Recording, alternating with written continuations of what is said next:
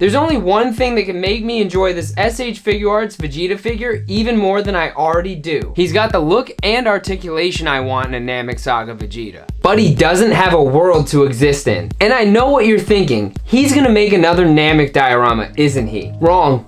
I'm going to make something a little more obscure, but still incredibly cool. Today, I'm making an interior corridor from Frieza's spaceship. Specifically from the scene where Vegeta steals the Dragon Balls from Frieza and Zarbon. To test my skills, I've decided to design my own 3D printed files and make this a fully 3D printed build. Because of space and resources, I designed a section of Frieza's ship that can be expanded to create a longer hallway by connecting multiple sections. I've got 3 different 3D printers at my disposal, a Kingrun KP3, an Ender 3 V2, and an Ender 3 Max. But the Kingrun is going to be way too small for this, so it'll have to sit this one out. I used the 2 Enders to produce all of these pieces, 9 to be exact. All of these parts print support free and are designed to be a friction fit assembly, meaning you can fully assemble the piece without any sort of gluing if you don't want to do gluing.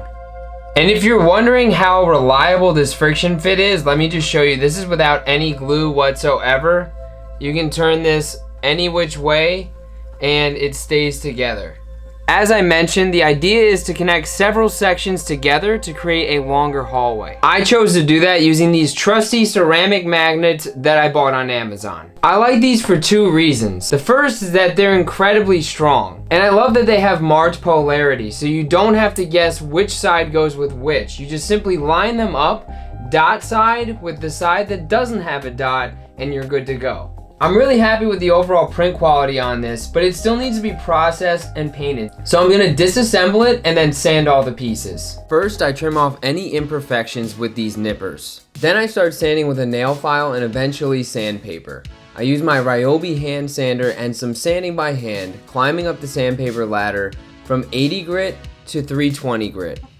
And I don't want to breathe this stuff in, so I always use my shop vac and the appropriate safety gear when sanding, before filling in some imperfections with some lightweight wall spackle. When all the wall spackle cured, I took the pieces outside and primed them with this Rust-Oleum filler primer. You're watching me work through the prototype for this diorama, which meant that I had some unforeseen problems that I had to solve. Like the fact that the space I designed the magnets to fit into was slightly too small.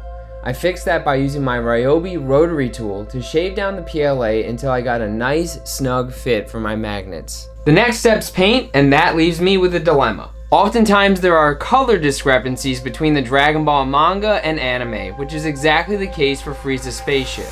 In the manga it has this color scheme, and in the anime this is how it looks. My first exposure to this franchise was through watching the anime on Toonami, and 99% of the time I choose anime over manga colors. But the simple grayscale look from the manga really speaks to me here as a classic sci-fi look, so I'm gonna go with that. And I plan to achieve that color scheme using these Rust-Oleum paints, which I do outside with a mask on to keep myself safe.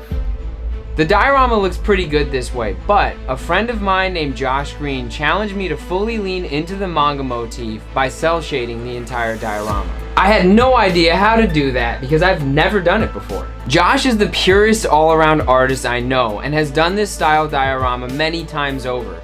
He suggested I use a combination of strategic flat color shading and black line work using these Micron archival ink pens. I'm using these on painted PLA, but they'll also work on foam.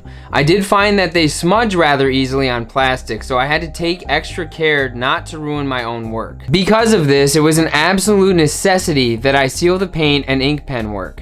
I chose to do that with Miniwax polyurethane spray because I had it on hand, but any sort of top coat would do the trick.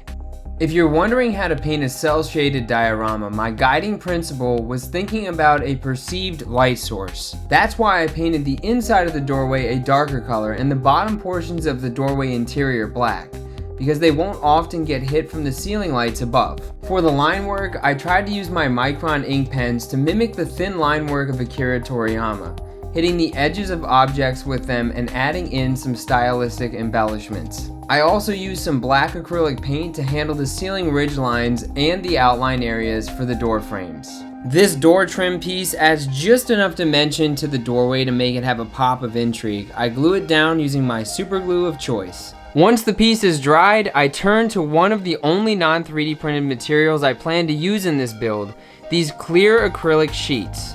They're actually vegetable cutting mats from Dollar Tree. These will serve as my ceiling windows. I cut them into strips and glue them on the non-visible side of the diorama roof. I'm using Hot Wire Foam Factory Styro Glue along with a scrap piece of XPS foam to spread around the glue evenly to the area I want to apply the acrylic to. Then I put the acrylic in place, and in order to keep it there while it cures for at least 30 minutes, I use some regular old painter's tape, which can easily be peeled away after it's cured without damaging the piece. This makes the diorama backlit capable. Now I'm gonna add these little enhancement pieces to the diorama. The little keypad will help sell the scene, but not without some simple modification. I stick a bit more acrylic behind the top portion and then use my Sharpie to color in the bottom part that's exposed. I also use a Sharpie to outline the perimeter of the keypad, and then I glue them in place. And now it's time for the final reveal.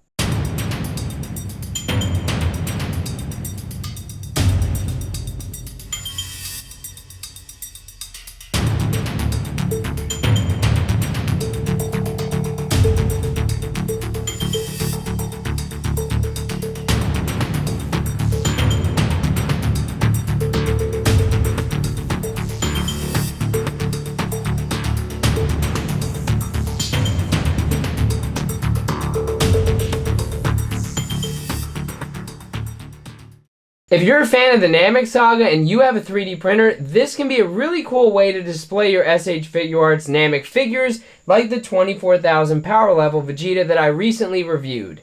And we can't forget to see how Frieza and his henchmen look in this diorama. And let's throw Krillin and Gohan in their Saiyan armor as well. Anyway, I hope you enjoyed watching me create this diorama for my SH Figuarts action figures. If you did, hit the like button and subscribe to the channel so you can see more cool videos like this one. Vasco Toys, action figure dioramas and props.